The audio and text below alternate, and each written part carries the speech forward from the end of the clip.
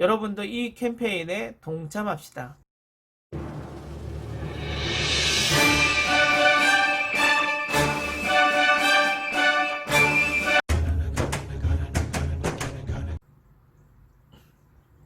안녕하세요. 정치를 품격 있게 풀어드리는 정치클래스TV의 심상만입니다. 오늘은 중앙일보 단독이라고 이름으로 나온 부여 개표 현장에서 부정선거가 일어난 것처럼 호들갑을 떠는 극우 세력에 대해서 이야기해 보겠습니다.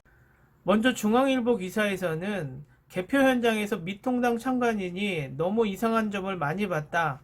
그래서 부정선거 같다. 그러나 선관위는 그런 사실이 없다. 그럼에도 불구하고 결론은 미통당 정진석 의원이 당선되었다. 끝입니다.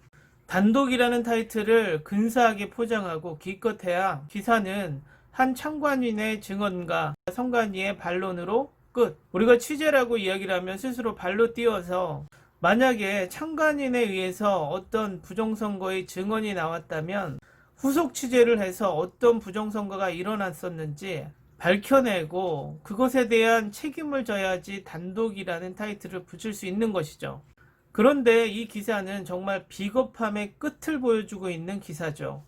겉으로는 공정한 척하지만 따옴표 속에 두 입장만 전하면서 기자는 쏙 빠져나가죠.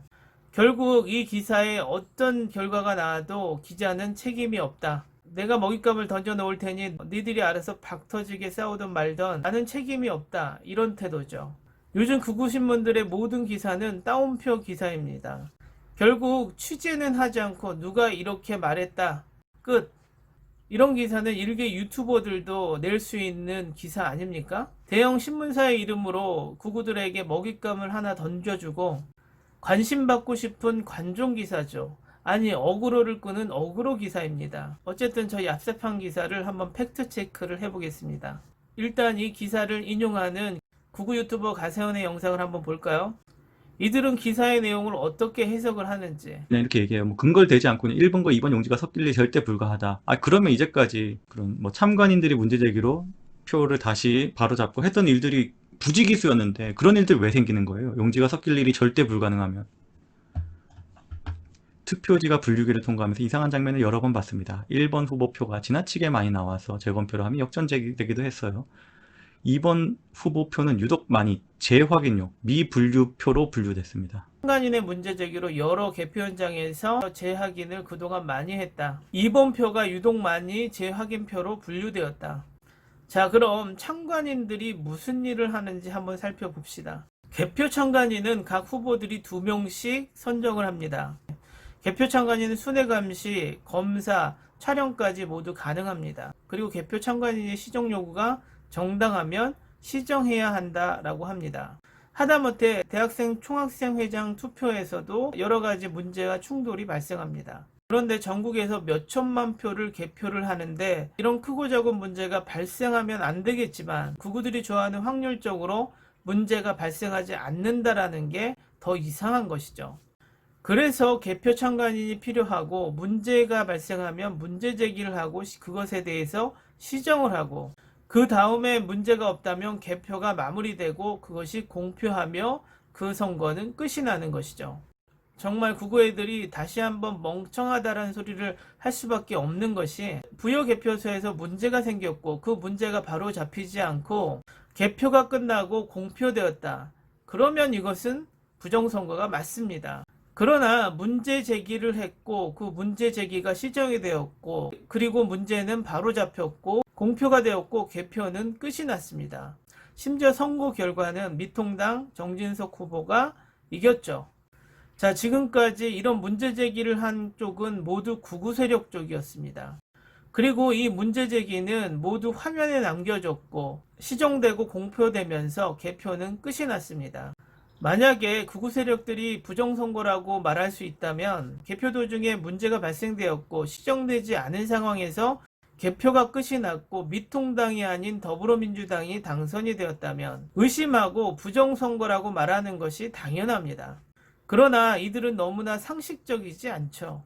자신들이 해야 할 일을 했었고 그 결과를 이끌어내고도 이것은 부정선거다라고 말을 하고 있죠. 만약에 이것들이 시정되지 않았다면 부여개표소 참관인들로부터 정진석 후보에게 연락이 갔고 정진석 후보는 그것에 대한 법적 조치를 취했겠죠. 하지만 이 개표는 개표 과정에서의 순서를 따랐고, 참관인은 참관인의 역할을 충실히 했고, 선관위는 선관위 역할을 충실히 해서 조치를 취했고, 선관위는 선관위 조치를 취해서 시정을 했고, 선거 결과는 정당하게 나왔습니다.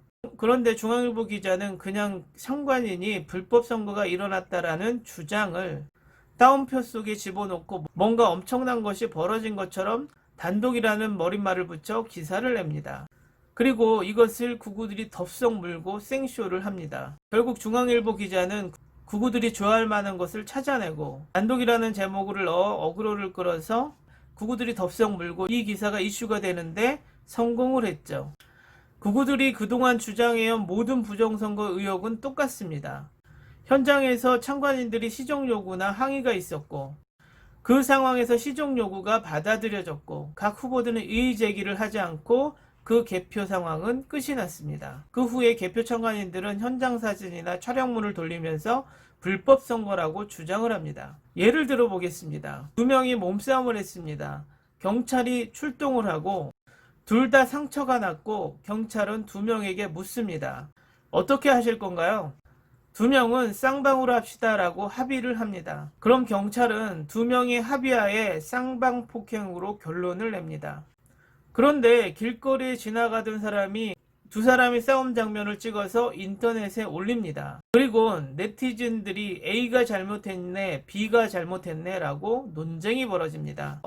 자, 그럼 저 두 싸움의 당사자들은 네티즌들에 의해서 합의를 다시 해야 합니까? 그런데 지금의 부정선거 의혹들은 너무나 황당하죠. 싸움 당사자들은 가만히 있었습니다. 그런데 구구 유튜버들이 선동을 합니다. 그리고 소송 비용도 구구 유튜버들 자기들이 내겠다고 합니다.